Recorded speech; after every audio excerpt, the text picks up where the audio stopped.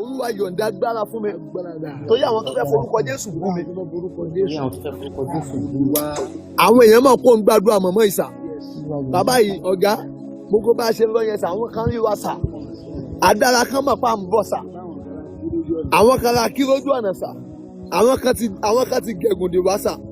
bàtà débẹ̀ sà ẹni kí wọ́n tún jókòó sà àwọn èèyàn mọ̀ kó ń gbàdúrà mọ̀mọ́ ìsà bàbá yìí ọ̀gá gbogbo bá a ṣe lọ yẹn sà àwọn kan rí wa sà àdára kan mọ̀ pa ń bọ̀ sà àwọn kan ra kí lójú ọ̀nà sà àwọn kan ti gẹ̀gùn dè wá sà bàtà débẹ̀ sà ẹni kí wọ́n tún jókòó sà wọ́n à sí bẹ̀ mọ́ sà bẹ́ẹ̀ ni sà ẹ kígbe Olúwa dì mí lámùrè agbára torí àwọn tó fẹ́ forúkọ Jésù bú mi ayé retí tó fẹ́ mú bọ̀ sà Olúwa dì mí ní àmùrè agbára torí àwọn tó fẹ́ forúkọ Jésù yẹ̀yẹ́ mi ẹ pé Jésù àdúrà